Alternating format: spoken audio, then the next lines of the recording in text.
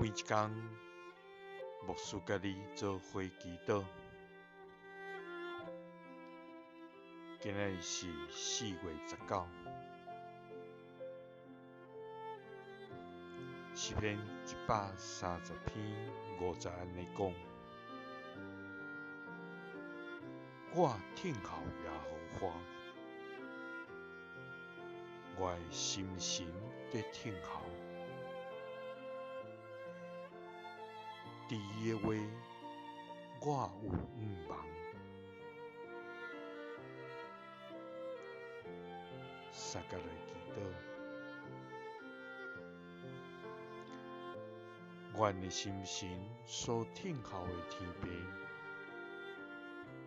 阮感谢你，主啊！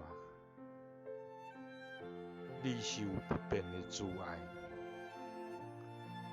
阁有丰盛的救赎恩典的上帝。主啊，阮伫深渊求你，求你听阮求的声。主啊，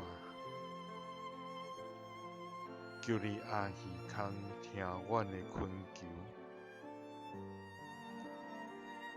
因为阮的心忧苦。阮的心苦痛，阮靠家己完全无力通行。主啊，只有你会通互阮通倚靠，只有你会通互阮得胜。因为你是万军的耶和华，主啊，求你赦免阮的小心甲骄疑，